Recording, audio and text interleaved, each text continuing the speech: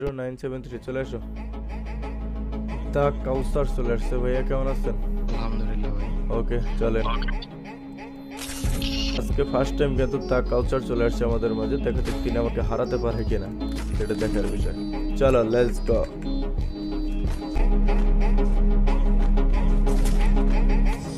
আরে আমি ওইটা বলবো। আরে শর্ট কাউসার ভাই, এটা কি করলো?